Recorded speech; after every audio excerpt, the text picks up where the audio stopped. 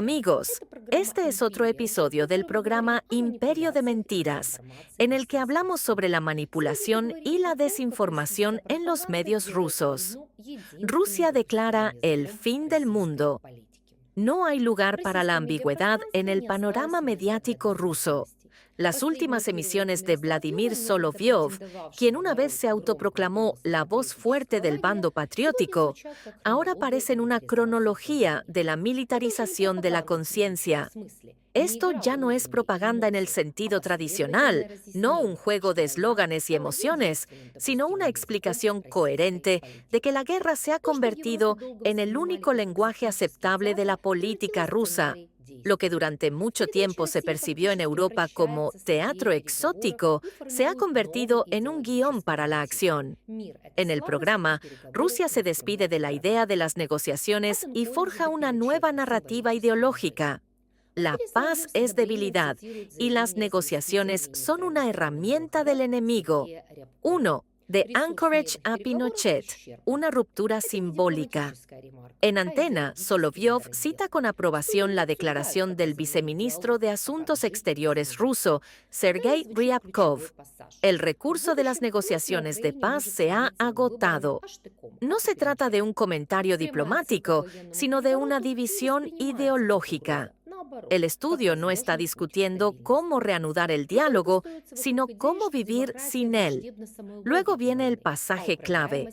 En el futuro, el poder en Ucrania podría cambiarse, no por elecciones, sino por la bayoneta, como ocurrió bajo Pinochet.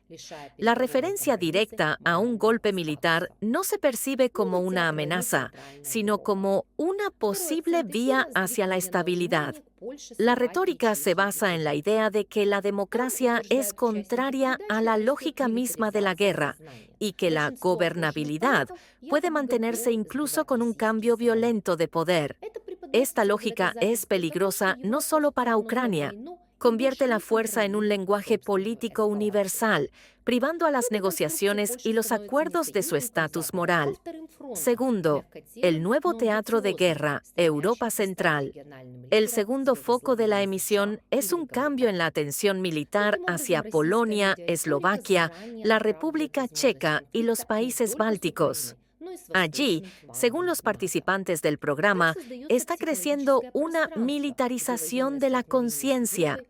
La mayoría de los polacos encuestados supuestamente están dispuestos a derribar aviones rusos.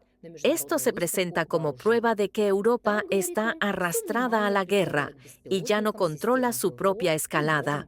En esta construcción, Polonia ya no es un aliado de Occidente, sino un segundo frente, débil pero ambicioso, que aspira a convertirse en un líder regional con el beneplácito de Estados Unidos y el Reino Unido.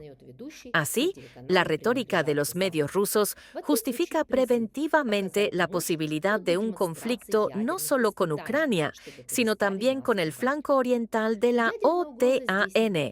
Esto crea un espacio psicológico donde un enfrentamiento militar con Europa ya no parece imposible. 3. Los Balcanes. Un espejo del futuro Soloviev traslada entonces la conversación a Belgrado, a una exposición internacional de armas. Allí, afirma, toda la atención se centra en los drones, los sistemas de defensa aérea y las nuevas tecnologías militares. Rusia, China e Irán, como centros de poder alternativos, exhiben sus sistemas, mientras que Serbia es retratada como el último puesto avanzado de Rusia en Europa del Este. Sin embargo, tras este orgullo, se percibe el miedo. Incluso en Serbia, admite el presentador, todos los canales de televisión pertenecen a Occidente. En respuesta, se hace un llamamiento a presumir, incluso hasta el punto de mostrar pruebas nucleares, para que dejen de asustarnos engañarnos.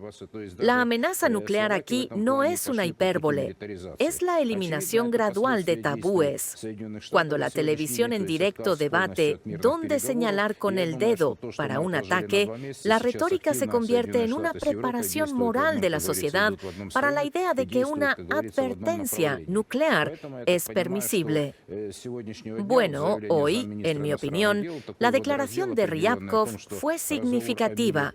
Afirmó que el potencial para las conversaciones de paz, celebradas en Anchorage hace un par de meses, se ha agotado.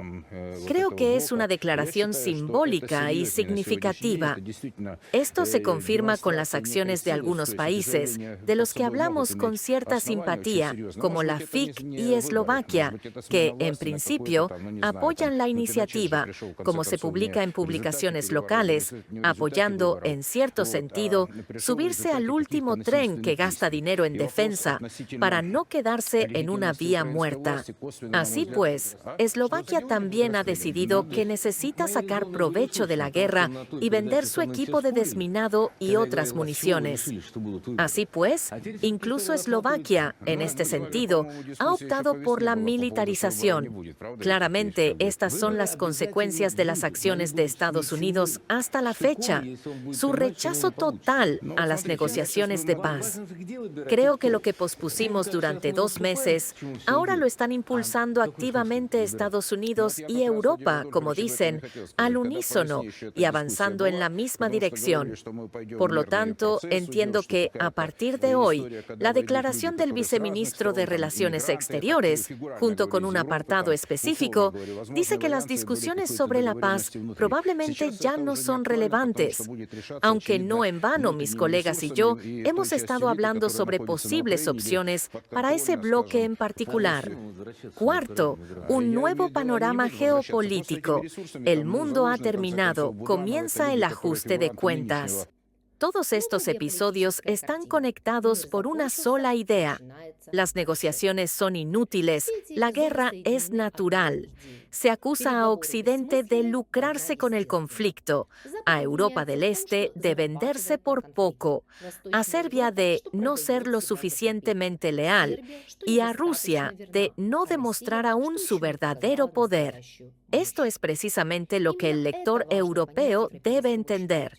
No se trata de la improvisación de presentadores de televisión, sino de la lógica estatal impresa en la conciencia de las masas a través de la pantalla. No se trata de los medios de comunicación, sino de construir un consenso público para una guerra larga, de convertir la retórica nuclear y el odio en la norma. Este fue el programa Imperio de Mentiras. Nos vemos pronto.